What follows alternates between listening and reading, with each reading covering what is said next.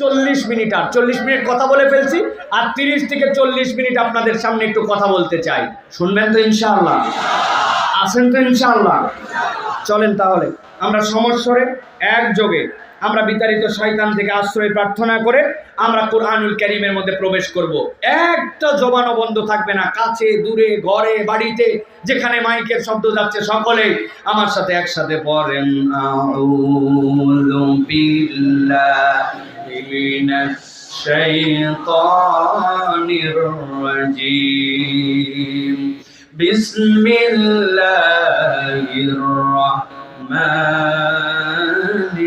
রহিম, ওয়াতলু আলাইহিম নাবা আল্লাযী আতাইনাহু আয়াতিনা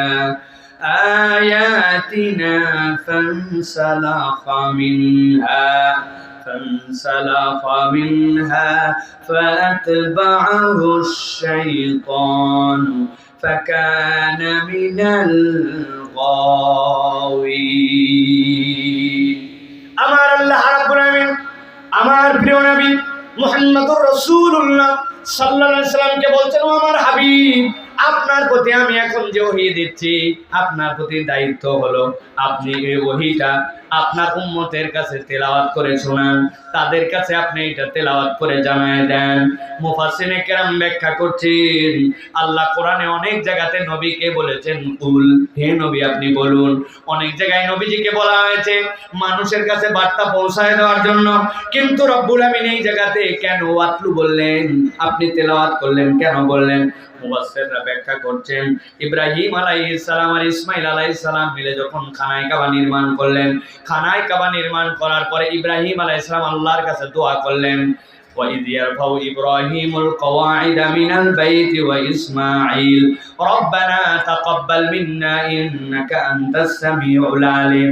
আয় রব, আমি আর ইসমাইল মিলে খানায় কাবার প্রাচীর দাঁড় করিয়েছি, আপনি এটাকে কবুল করে নেন।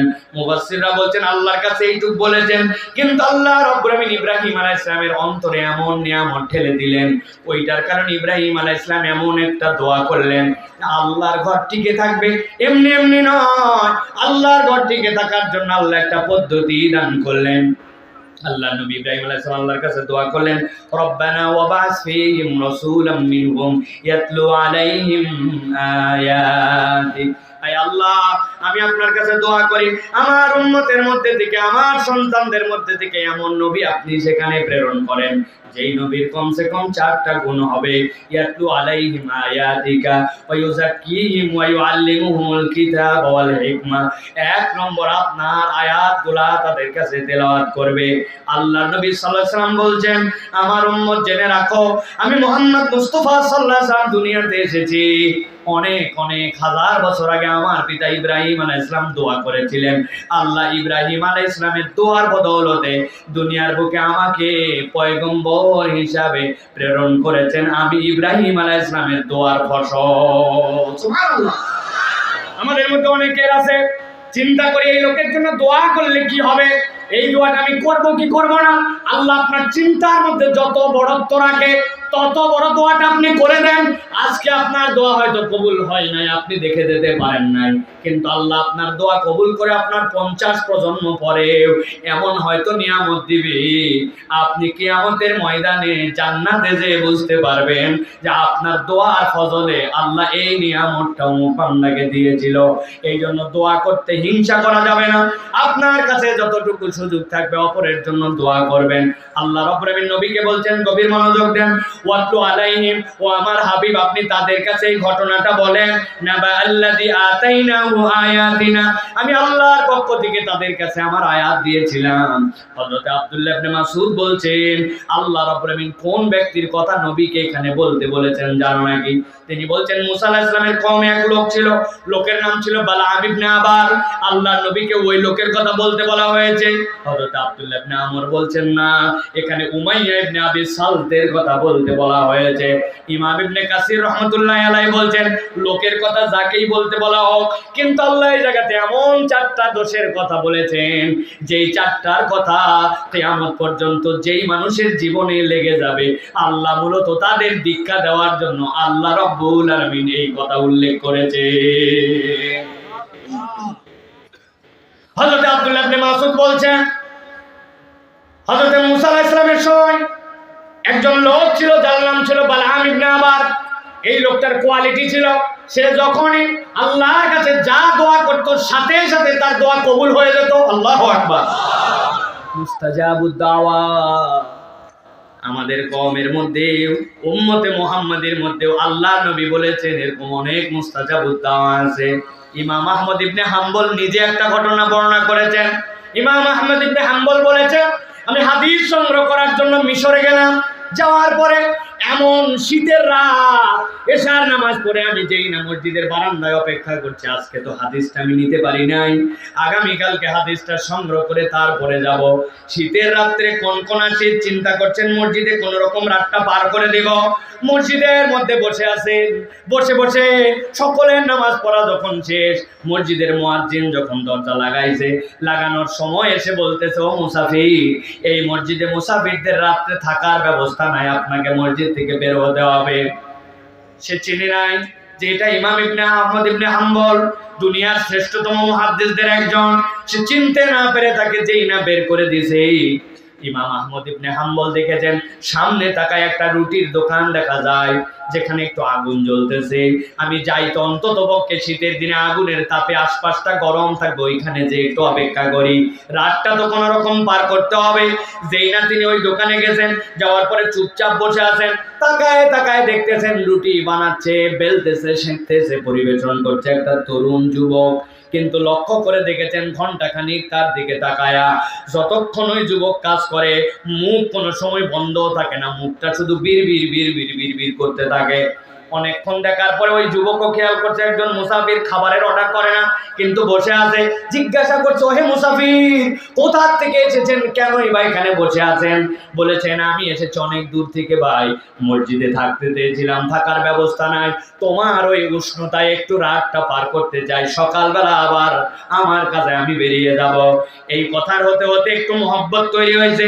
সাথে সাথে ইমাম আহমদ ইবনে হাম্বল যুবককে জিজ্ঞাসা করলেন, যুবক, অনেকক্ষণ বসে আছি আর তোমার দিকে তাকায় আছি, আমি একটা কথা তোমাকে জিজ্ঞাসা করতে চাই, কিছু যদি না মনে করো। বলেন মুসাফির।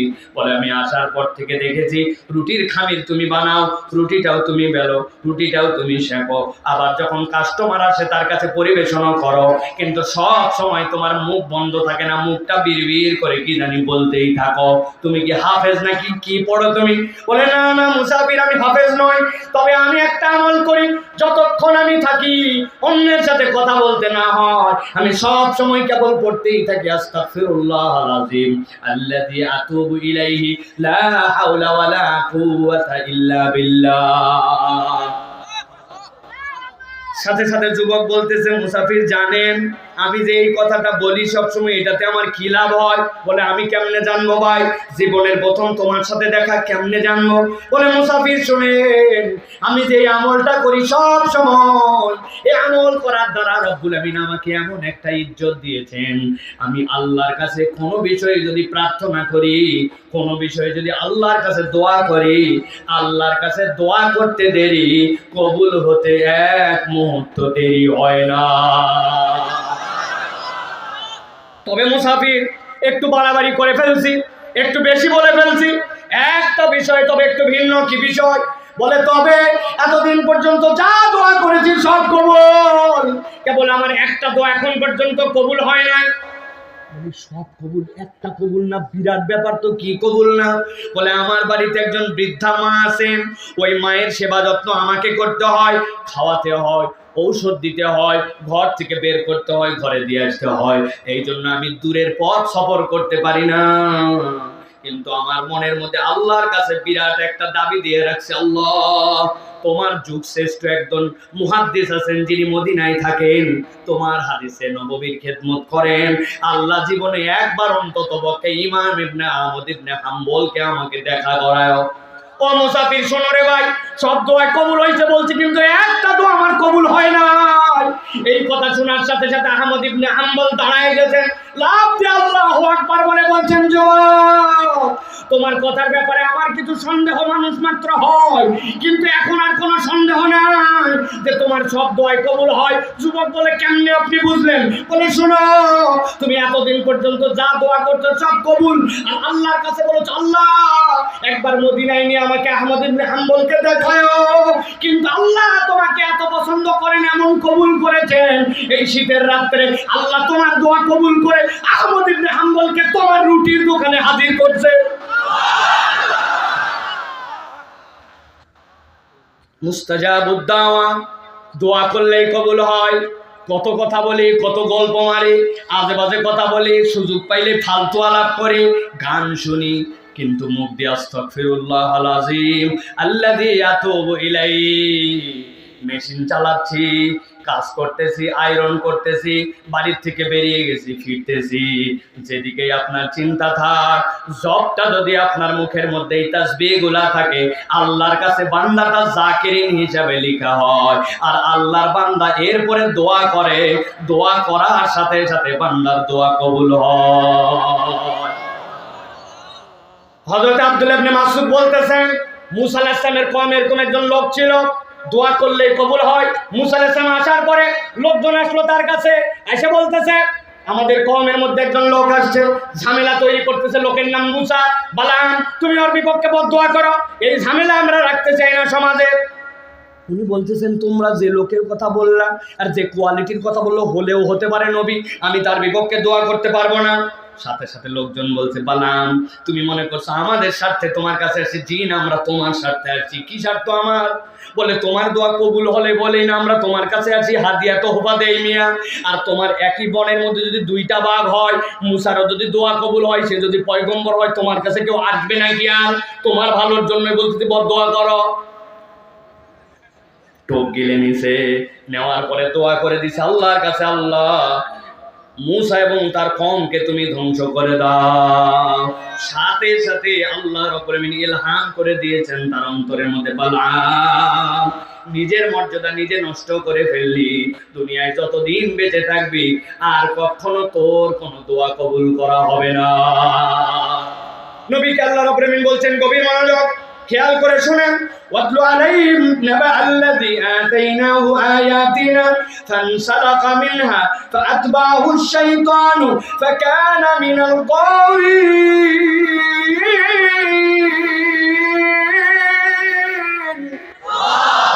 আল্লাহ বলছেন, ওই লোকটা সাথে সাথে আল্লাহ রাব্বুল আলামিনের বিধান, আল্লাহর আয়াত জেনে বুঝে আল্লাহর আয়াত থেকে নিজের মুখকে ফিরাই নিল, নিজের মুখকে অন্যদিকে করে নিল।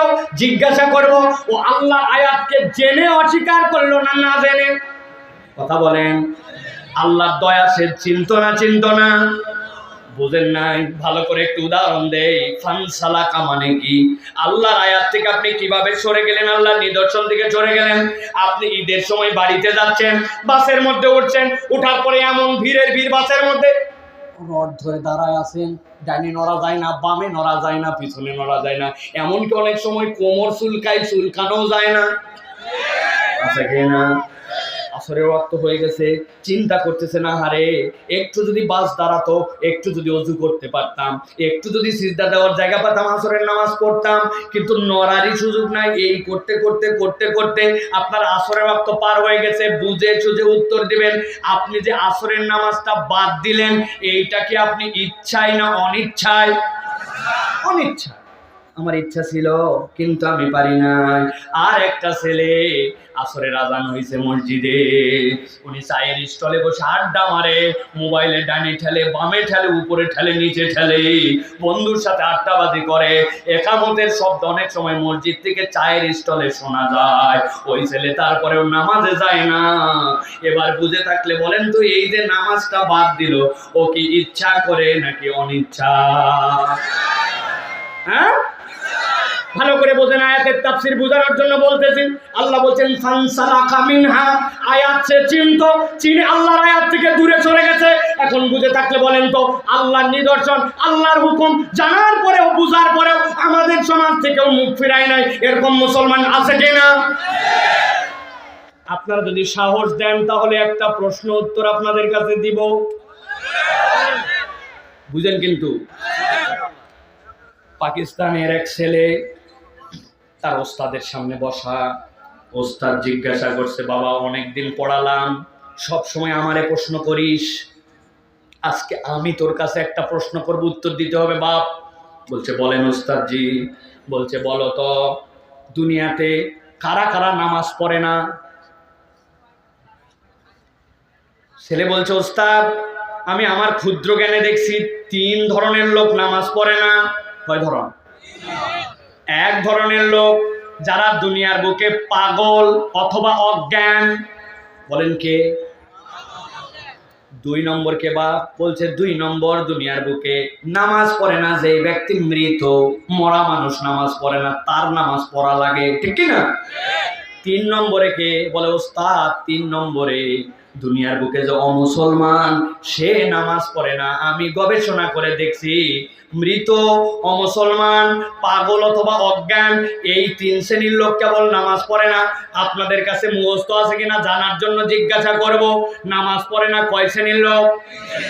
1 নম্বর, 2 নম্বর মৃত, 2 নম্বর, 3 নম্বর অমুসলমান।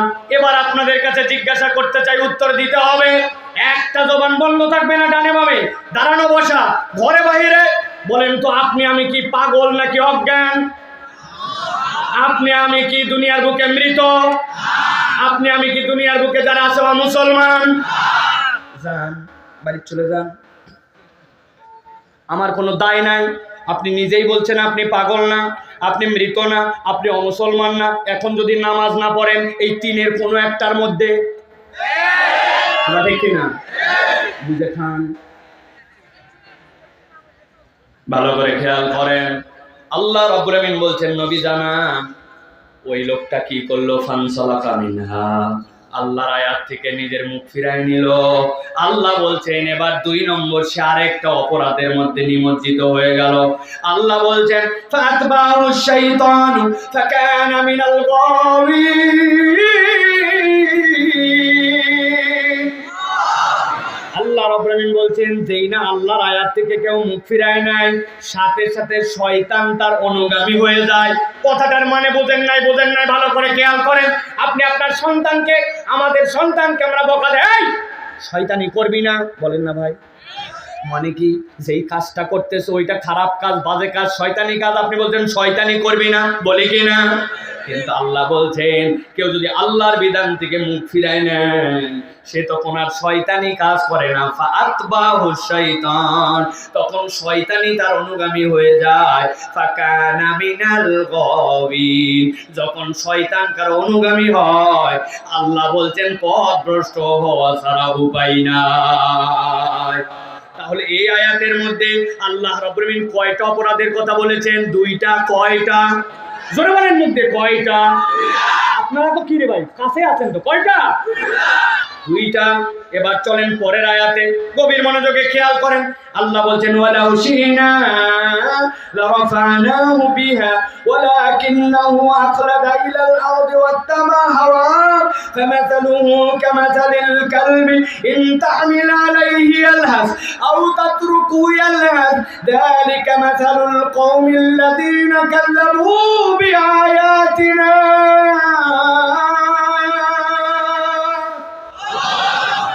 আমার রব্বুল আমিন বলছেন ওয়ালাউ শিনা লারাফানাহু বিহা, যদি আমি চাইতাম সে যদি আল্লাহর বিধানের উপরে থাকতো, আল্লাহর হুকুম মেনে নিত, আমি আল্লাহ তার মর্যাদাটাকে বৃদ্ধি করে দিতে পারতাম।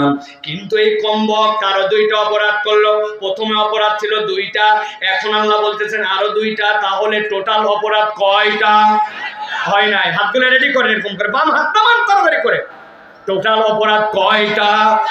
সকল হাত ওঠে নাই, একসাথে সব হাত ওঠান লাগবে। টোটাল অপরাধ কয়টা? আর আরেকটা লাস্ট চান্স দিলাম, হাত নামান সবাই। টোটাল অপরাধ কয়টা? আলহামদুলিল্লাহ, ভালো করে খেয়াল করেন।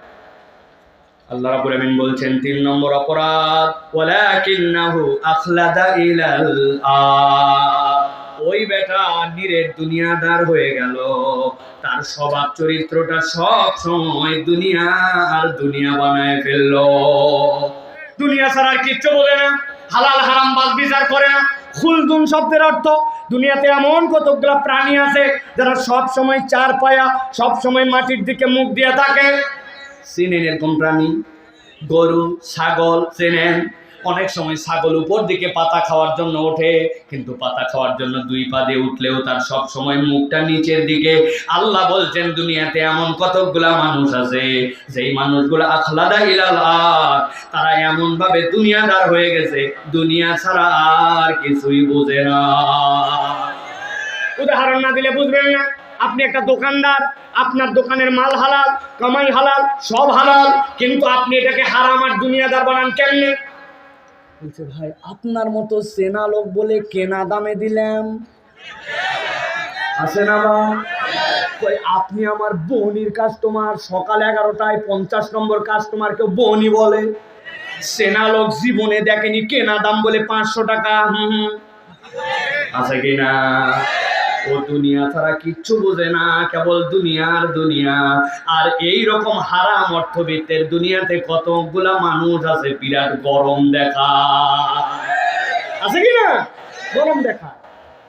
এক বাদশা ছিলেন, যে বাদশার ব্যাপারে নবীজি সাল্লাল্লাহু আলাইহি সাল্লাম দোয়া করেছেন যে সে যদি আমার যুগ পেত সে ইমানদার হয়ে যেত, ভালো বাদশা। তো ওই বাদশার দরবারে একটা শ্বেত হাতি ছিল, সাদা হাতি। সাদা হাতি ছিলেন? খুব রেয়ার। হাজার হাজার লাখ লাখ হাতির মধ্যে একটা সাদা হাতি হয়, পুরো সাদা হাতি। হাতি তো কালো। একদিন বাদশাহ তার সাদা হাতিটা দেখতে গেছেন, যেয়ে খেয়াল করে দেখেন ছোট্ট একটু একটা ব্যাঙের বাচ্চা। কিসের বাচ্চা? ব্যাঙের বাচ্চা। লাফ দিয়ে উঠে হাতির মাথায় লাথি দিয়ে আবার বসে, লাথি দিয়ে আবার বসে।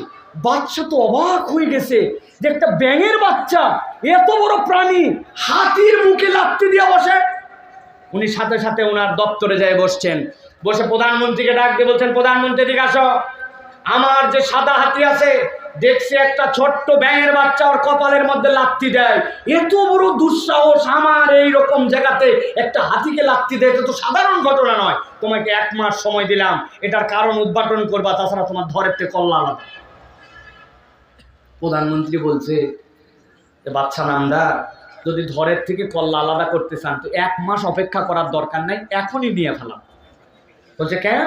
বলছে আমি না জানি হাতির ভাষা, না জানি ব্যাঙের ভাষা, তা আপনি বলে দিয়েছেন ও লাত্তি মারে কেন? আমি কিভাবে এটা আন্দাজি, এটা আমি ইনভেস্টিগেশন করবো কেন না?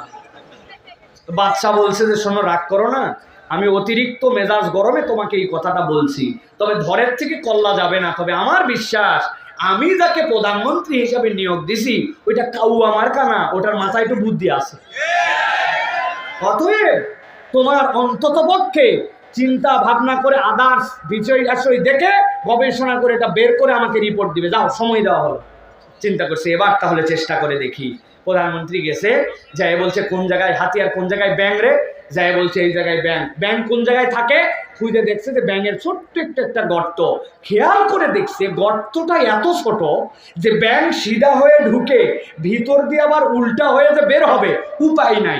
এই জন্য ব্যাঙের গর্ত ছোট, ও ব্যাক গিয়ারে ভিতরে ঢুকে, মানে পিছনে দিয়েই ঢুকে বসে, আবার যখন বের হওয়া লাগবে সিধা বের হয়। তো ভালো কথা, তাহলে গর্তের মাপও বোঝা গেছে, ব্যাঙের আকারও বোঝা গেছে। কয়বার ব্যাঙটা সরাতো? ব্যাঙ সরাইছে। ব্যাঙ সরাইয়া দেখে পুরাতন আমলে, সেই সকল সুলতানি আমলে মানুষের এরকম শুকনা টাকা ছিল না, আগে মানুষের পয়সা ছিল, আর পয়সার মধ্যে একটা ফুটা থাকতো, ব্রিটিশের ফুটা পয়সা, দেখছেন না? ওই রকম একটা পয়সা ব্যাঙের গর্তের মধ্যে রাখা আছে। ব্যাঙ যখন ব্যাক গিয়ারে ঢুকে ব্যাঙের পাছাটা পয়সার উপরে পড়ে। প্রধানমন্ত্রী বলছে আমার গবেষণা শেষ, চিন্তা ভাবনা যা করা লাগবে করে ফেলছি। বাচ্চা সেকে বলছে, বাচ্চা চিন্তা ভাবনা করে বাইর করে ফেলছি। কই বাবারে, 1 মাস টাইম দিয়েছিলাম তখনই তুমি মানো না, আর এখন দেখি আধা ঘন্টার মধ্যে সমাধান। বলছে, বাচ্চা ব্যাং ছোট হলে হবে কি, ছোট্ট একটা মোহর আছে, কোত্থেকে জানি পাইছে, মুখে করে নিয়ে আসে, ওর ঘরের মধ্যে এটা রাখছে। ব্যাগ গিয়ারে যখন বসে ঠিক মতো শুতেও পারে না, পাছাটা ওর উপরে পড়ে, টাকার গরমে হাতির মুখে লাথি মারে। ওইরকম আমাদের সমাজে কতগুলো আছে, নিজেরা অল্প কয় টাকার মালিক হয়ে, একটু ক্ষমতা পেয়ে, একটু পাওয়ার দেখে, একটু 2টা লোক তার পক্ষে স্লোগান দেখে হুঁশ করতে পারে না। অনেক আল্লাহর ওলিদের কোরআনের পক্ষে, আল্লাহর আইনের বিপক্ষে তারা লাথি মারার চেষ্টা করে। ওই ব্যাঙের যেরকম লাথি মারার দ্বারা কিচ্ছু যায় আসে না। ইসলামের বিপক্ষে যারা অবস্থান নেবে তাদের এই সাময়িক গরম কোনো কাজ দেবে না। আজকে হোক কালকে হোক তোমাদের ধ্বংস অনিবার্য, ইসলামের বিজয় অবশ্যই অবশ্যই অনিবার্য অনিবার্য অনিবার্য।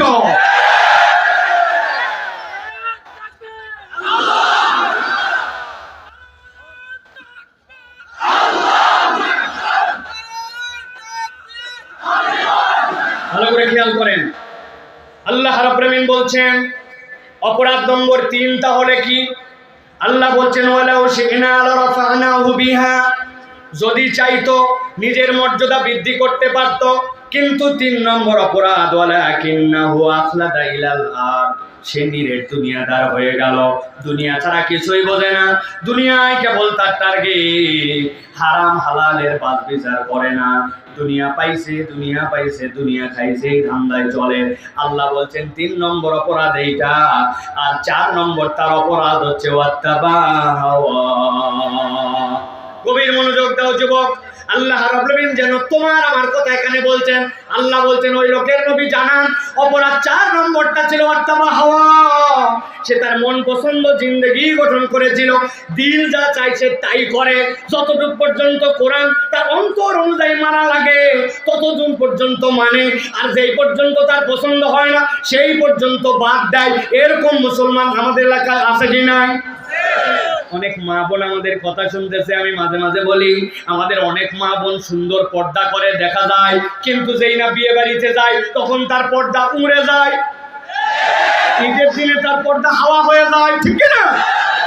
বিয়ে বাড়িতে যাইয়া সুন্দর করে যখন ওই কমিউনিটি সেন্টারে এক মহিলার সাথে এক মহিলার দেখা, দেখে বলছে বুবু সকলকে চিনলাম, আপনার চিনলাম না, আসমান থেকে নেমে আসা পরীর মতো লাগতেছে আপনার।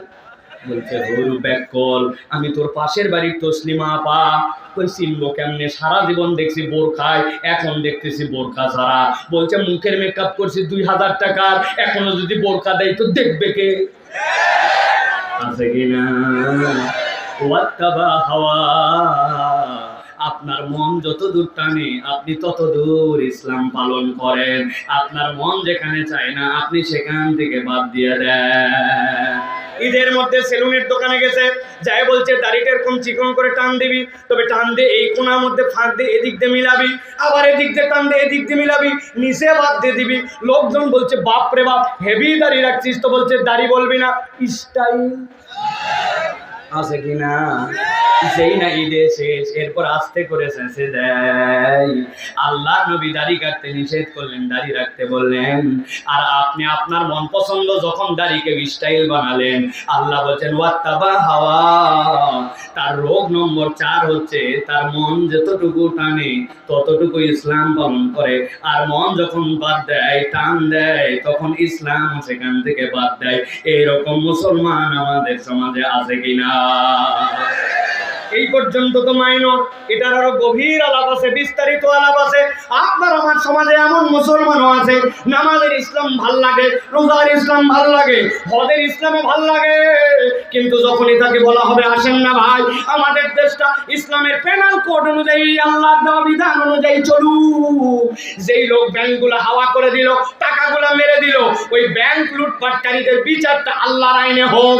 যেই লোকেরা রাস্তা বানানোর কথা ভালো পাথর দিয়া দিছে ওই জায়গায় খোয়া, যেই জায়গায় দেওয়ার কথা সুন্দর সুন্দর বিটুমিন ওই জায়গায় দিছে পোড়া মোবাইল আর কেরোসিন, যেই জায়গায় দেওয়ার কথা মোটা মোটা রড ওই জায়গায় দিছে। আপনারা এখনো ভুলের মধ্যে আছেন ভাই, বাঁশ দেয় নাই, বাঁশ দেয় নাই, দিছে কঞ্চি। বাঁশেরও একটা দাম আছে ওদের কাছে, ওরা কঞ্চি মারছে, ঠিক কিনা? কিন্তু বলা হলো আসেন তাদের বিচারটা আল্লাহর আইন অনুযায়ী করা হোক। সাথে সাথে দাড়িওয়ালা টুপিওয়ালা উনিও তখন বলবে ওইগুলা 1450 বছর আগের মামলা, ওইগুলা এখন আমাদের সমাজে আসলে চলে না। এই কথা যদি বলে তাহলে ওই লোক আল্লাহর কাছে বেঈমান মুরতাদ হিসাবে কিয়ামতের দিনে উঠবে, ওর নামাজ রোজা হজ যাকাত কাজ দিবে না, ঠিক না? আপনাদের এলাকায় আছে কিনা? বহু এলাকায় এরকম মুসলমান আছে, ওয়াত্তাবা হাওয়া, অন্তর অনুযায়ী এত বড় দাড়ি, জুব্বা এত বড় বড়, আসরের নামাজের পরে পান খায়, খিলাল করতে করতে মহল্লায় ঢোকে। ভাই 1000 টাকা একটু হাওলাত দেওয়া যাবে? হাতে টাকা নাই, বলছে ছেলেটাকে ডাক্তার দেখানো লাগবে, বড় বিপদে আছে ভাই, 1000 টাকা দেওয়া যাবে? বললাম হাতে টাকা নাই। বলছে মুরব্বী আপনি ভুল বুঝছেন, আজকে মঙ্গলবার 1000 টাকা দিবেন, আগামী শুক্রবার আল্লাহ বাঁচালে 1250 টাকা রিটার্ন দিব। বলছে ব্যাগ কলকাতাকার, মানুষের হাতের টাকা থাকে নাকি? বাড়ির চল, বাড়িতে নিয়ে চলে গেছে। বাড়িতে যাওয়ার পরে বলছে 1000 টাকা নেই, তবে লাগলে আরো দেওয়া যাবে, তোর শাশি হয়ে ব্যবসা করে, তবে যা করবি তাড়াতাড়ি কর, ছোট দিনের বেলা মাগরিবের আজান হচ্ছে, আমি যাই কিন্তু জামাতে নামাজ ধরবো। আসরের নামাজ পড়ে আসি, দাদনে সুদে টাকা লাগায়া মাগরিবের নামাজ আবার জামাতে ধরতে যায়। দাড়ি টুপিওয়ালা এরকম মুসলমান নামদারি কতগুলা মুনাফিক আমাদের সমাজে আছে না? না, ভালো করে বুঝে নেন। আমার রব্বুল আমিন বলছেন ওয়াত্তাবা হাওয়া, আমি রব্বুল আমিন বললাম সে তার অন্তর যতটুকু যায় ততটুকু ইসলাম পালন করে, তাহলে অপরাধ হচ্ছে 4টা। 1 নম্বরে আল্লাহ বলতেছেন, আল্লাহ আয়াত দিলেন, আল্লাহ বুঝ দিলেন, কিন্তু বুঝে শুধু আল্লাহর বিধান থেকে মুখ ফিরায় নাই। আল্লাহ বলছেন মুখ থাকবে, মিথ্যা থাকবে না, ও মিথ্যা বাদ দেয় না। মুখ থাকবে, গালি থাকবে না, গালি বাদ দেয় না। মুখ থাকবে, গীবত থাকবে না, গীবত ছাড়া চলাফেরা করে না। আল্লাহ বলছেন 2 নম্বর অপরাধ ফাতবাউল শয়তান, শয়তান তার অনুসারী। 3 নম্বর অপরাধ দুনিয়াদার, নিরেট দুনিয়াদার, হালাল হারাম কিচ্ছু চেনে না, কেবলমাত্র দুনিয়া হাসিল করতে চায়। আর 4 নম্বরে মন পছন্দ জিন্দেগি গঠন করে। আল্লাহ বলছেন এবার নবী আপনি জানাই দেন ফামাসালুহু কামাসালিল কালব, এই লোক আর এই চরিত্র যাদের, আল্লাহ বলছেন আল্লাহর কাছে এরা হচ্ছে কুত্তার মতো। কার মতো? মুখ দিয়ে বলেন কার মতো? আরেকবার বলেন। আল্লাহ বলছেন ফামাসালুহু কামাসালিল কালব, আল্লাহ বলছেন এরা কুকুরের মতো। কার মতো? জিজ্ঞাসা থাকবে হুজুর নিশ্চয় কুত্তা বিরাট খারাপ প্রাণী না? বিরাট বড় বাজে প্রাণী, বিরাট বড় নাপাক প্রাণী, এই জন্য আল্লাহ কুত্তার মতো বলছেন? জি না, অনেক মানুষের থেকে কুত্তার স্বভাব চরিত্রে কৃতজ্ঞ। আপনি ঠিক বললেও ঠিক, না বললেও ঠিক। আমি চা খেতে বসছি আমার মহল্লার দোকানে, আমার হাতে চা, চিন্তা করছি উপর থেকে ঝুলন্ত বিস্কুট একটা আছে, দেখি এনার্জি বিস্কুট, বললাম এটা বিস্কুট দাও। বিস্কুটের প্যাকেটের দাম 5 টাকা, কয় পিস থাকে? 3 পিস, আগেই বাদ দিছে 1 পিস, জানেন না আপনার আন্দাজে? প্যাকেট খুলছি, প্যাকেট খোলার পরে বিস্কুটটা বের করে চায়ের মধ্যে চুবাই খাওয়ার অভ্যাস। যেই না চায়ে চুবাইছি, সাথে সাথে এক লোক কোথার থেকে উদয় হয়েছে, আরে সাইফুল্লাহ ভাই এই মহল্লায় আপনি? আসসালামু আলাইকুম। অবাক হয়ে গেছে যে সাইফুল্লাহ ভাই রাস্তার পাশে দোকানে বসে চা খাচ্ছে, এই হুজুর আমার চিনা, মোবাইলে থাকে, বাড়ায় গেছে। আমি বললাম ওয়ালাইকুম আসসালাম ভাই, এই মহল্লায় তো আমার বাড়ি। এই যে তার সাথে 5, 7, 10 সেকেন্ড গেছে, চায়ের মধ্যে যে টুবানো ছিল আমার বিস্কুট, উঠায় মুখে দিব, অ্যাক্সিডেন্ট। বিস্কুট দেখে নিচে পড়ে গেছে, বিস্কুট পরে কেবল গোড়াটুকু আমার হাতে, মনের দুঃখে মুখে দিয়েছে ওইটুকু। আর এদিকে বিস্কুট যে পড়ছে, দূরে ছিল এক কুত্তা, কুত্তা কোথার থেকে যেন আসছে, আইসের সাথে সাথে বিস্কুট দেখে আমার পায়ের গোড়ায় 2-3 বার দিবা টান দিতেই নাই, ঘটনা শেষ। পরের দিন আবার চা খাতে আসছে ওই জায়গায়, যেই না চা খেতে বসছি, চা খেতে বসার পরে দেখি একটা কুকুর কোথা থেকে জানি লেজ ডাউন দিয়া মাথা নিচু করে এরকম করতে করতে আমার সামনে এরকম করে। আমি দোকানদারকে বললাম, ভারী ডিস্টার্ব তো ভাই, আমি নামাজের নিয়তে বাড়াইছি, এখন কি না কোন জায়গার থেকে আইছে, গা বেদা বেদা লাগে দেখে, এটা আমাকে ডিস্টার্ব করে কেন? বলে, হুজুর ডিস্টার্ব করে না, গতকালকে আপনি তারে যে বিস্কুট খাওয়াইছিলেন, ওই বিস্কুট খাওয়ানোর কৃতজ্ঞতা জানাতে আসছে। আমি বললাম, কোথায় আমি গতকালকে বিস্কুট খাওয়াইছি? আমি তো বিস্কুট খাওয়াই নাই, আমার হাতের থেকে অনিচ্ছায় একটা বিস্কুট পড়ে গিয়েছিল, ওইটা চেটে চেটে খাইছে, আর ওইটার কৃতজ্ঞতা জানানোর জন্য পরের দিনও মাথা নিচু করে লেজ নিচু করে নড়াচড়া করে। আর দুনিয়ায় এমন কতকগুলা মানুষ আছে, আপনি তার বিপদের সময় উপকার করছেন, সাধ্যমতো হাওলার দিয়েছেন, আপনি তার বিপদে আপদে বন্ধু ভাবছেন, কিন্তু সুযোগ পাইলে কৃতজ্ঞতা তো দূরের কথা, সুযোগ পাইলে উল্টা আপনাকে আমাকে পাশ দেয়। আছে কি না? আমার আল্লাহ রাব্বুল আলামিন বলছেন, গভীর মনোযোগ দেন। তাহলে আল্লাহ কুত্তার কথা কেন বললেন?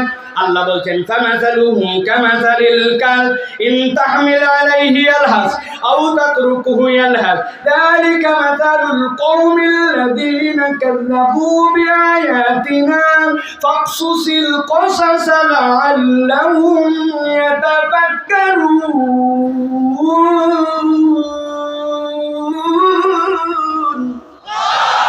আমার রব্বুল আমিন বলছেন, কুকুরের উদাহরণ এমনি দেই না, হে নবী আপনার উম্মতকে জানান, ইন তাহমিল আলাইহি আলহাস, কুকুরের পিঠে কেউ বোঝা চাপায় না, কিন্তু যদি বোঝা দেওয়া হয় তাও কুকুর হাঁপায়।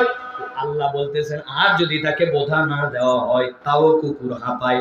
লাহাস শব্দের অর্থ আরবিতে পিপাসার্ত হওয়ার পরে, কাতর হওয়ার পরে জিহ্বা বের করে কুকুর যখন যেই মুখটা করে, ওইটার নাম হচ্ছে লাহাস। আল্লাহ বুঝাতে চান, কুকুরকে তুমি দাবরানি দিছো, সে তখন হাঁপায়, কুকুর বসে আছে তাও হাঁপায়, কিন্তু কুকুর যদি পিপাসার্ত হয়ে যায়, সেটা ধাবরানি দেওয়াতেই পিপাসার্ত হোক আর বসে থাকেই পিপাসার্ত হোক, জিহ্বাটা বের করে সে তখন হাঁপাতে থাকে। কুকুর স্বভাবজাতগত ভাবে অস্থির। আল্লাহ বলছেন, আল্লাহর হুকুম জানতে বাড়াবাড়ি করে সেইটা মানো নাই, শয়তানের অনুগামী হয়ে গেছো।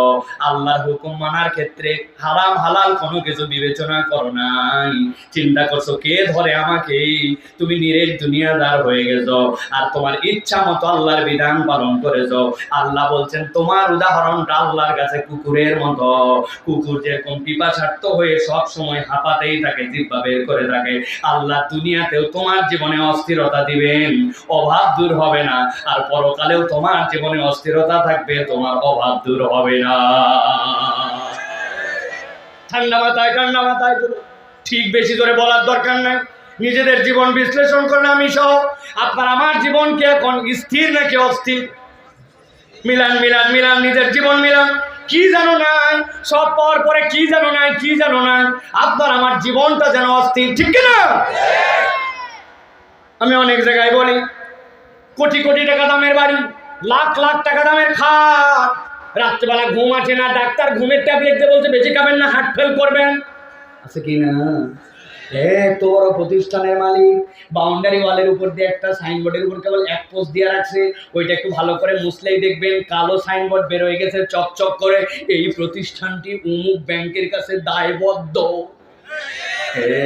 দেখাচ্ছে 1000 কোটি, কিন্তু সুদের কারবার আর বিভিন্ন ধরনের লোনের মধ্যে জর্জরিত হয়ে দিলের মধ্যে কোনো শান্তি নাই। আর আমাদের এলাকার থেকে একটা ট্রাক যায় বড় বড়, কাউরান বাজারে যাওয়ার পরে সেখানে ছোট ছোট ট্রাকের মধ্যে আনলোড করে, রাত 11টার পরের থেকে কাজ শুরু করে, মাথার মধ্যে টুকরি নিয়ে, মাথার টুকরি নিয়ে অপেক্ষা করতেছে 500 600 700 টাকা ছোট ছোট ট্রাকে সবজি পার করে দিবে, কিন্তু জ্যাম লেগে গেছে, সন্ধ্যাতে ট্রাক ঠিক মতো পৌঁছাতে পারে নাই। ওই ব্যক্তি কি করবে, রাত গভীর হয়ে যাচ্ছে, আস্তে করে মাথার টুকরি আইল্যান্ডের মধ্যে ফেলাই দিয়েছে, আইল্যান্ডের মধ্যে ফেলাই দিয়া কোমরের থেকে গামছাটা খুলছে, খোলার পরে কোনার মধ্যে দিয়েছে, দিয়া টুকরির মধ্যে কাত হয়ে শুয়েছে। গতকালকে আমার মাহফিল ছিল লক্ষ্মীপুরে, যখন আমি দাউদকান্দি ব্রিজ পার হচ্ছে, আমার ড্রাইভারকে আমি ডেকে দেখাইছি, দেখো ময়েন দেখো, ওই দেখো হাজার হাজার টনের ট্রাক পার দিয়ে চলে যাচ্ছে, আর একটা পাগলি বেটি মাথার নিচে কেবলমাত্র একটা লুঙ্গি, পুরাতন লুঙ্গি ভাঁজ দিয়ে আইল্যান্ডের মধ্যে ঘুমায় আছে, খানিকক্ষণ পরে করকর করে নাক ডাকে। কথা বলেন। তাহলে রব্বুল আলামিন কাকে নিশ্চিন্তের ঘুম দিবেন, কার জন্য দিলের পেরেশানি দূর করে দিবেন? আল্লাহ রাব্বুল আলামিন বললেন কমসে কম তোমাকে 4টা বিষয় ইনশিওর হতে হবে। আল্লাহর বিধান জানো, মানো না কেন? কি তোমার বাহাদুরি? আল্লাহ রাব্বুল আলামিন বলছেন, আর বান্দা শয়তান তোমার অনুগামী যদি হয় তুমি তো বাঁচবা না, তোমার মন পছন্দ জিন্দেগি চলবে না। আল্লাহ এই নিয়ম দিয়েছেন তার মধ্যে তোমাকে থাকতে হবে। আর রব্বুল আমিন বলছেন দুনিয়ার মানুষ বুঝে না, আল্লাহ রব্বুল আমিন দুনিয়া তোমাকে দিবেন, কিন্তু দুনিয়াটা তোমার অন্তর ছিদ্র করে ভিতরে ঢুকানো যাবে না। যদি এইটা করো তাহলে তোমার দুনিয়াতেও সুখ হবে না, পরকালও তোমার বরবাদ হয়ে যাবে। ঠিক না? একটা উদাহরণ দেই আলোচনা শেষের দিকে, সারা জীবন মনে রাখতে হবে উদাহরণ। অনেকগুলা কথা বলছি কিন্তু সারা জীবন মনে রাখতে হবে। প্রথম থেকে বলে যাচ্ছি, ভালো করে খেয়াল করেন। এক লোক বলছে আই লাভ ইউ ওয়াটার। কি বলছে? লোকজন বলছে বেকুবের বেকুব। দুনিয়ার লোক বলে আই লাভ ইউ ওয়াইফ, তুই ওয়াটার কি রে? বলতেছে আমি জেলে, নৌকা চালাই নদীতে পানিতে, মাছ ধরি পানিতে, জাল মারি পানিতে। পানি না থাকলে আমার খাবার নাই, পানি না থাকলে আমার নৌকা নাই, পানি না থাকলে আমার মাছ নাই। I love you water. এক লোক বলছে ঠিকই তো বলছিস, যেহেতু তুই পানিকে ভালোবাসিস তাহলে দুনিয়ার নিয়ম, ভালো যে বাসে তার সাথে তার মিলন হওয়া লাগে। ঠিক কিনা? মিলন হওয়া লাগে। আমি বুদ্ধি দেই দোস্ত, পানির সাথে তোর মিলন হতে হবে। বলছে হ্যাঁ আমি চাইও তাই। বলছে কিভাবে কি? বলছে ধর হাতের মধ্যে একটা শাবল দিলাম, কি করা লাগবে? বলছে নৌকার তলায় একটা ফুটা করে দে।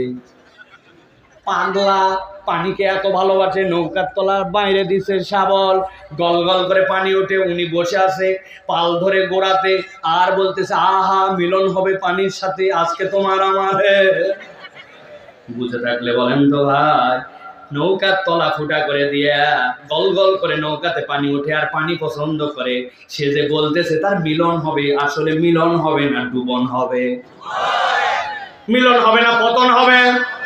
ভালো করে মনে রাখবেন যে আল্লাহ আপনাকে আমাকে শিখিয়েছেন রব্বানা আতিনা ফিদ দুনিয়া হাসানা ওয়া ফিল আখিরাতি হাসানা ওয়া কিনা আযাবান নার।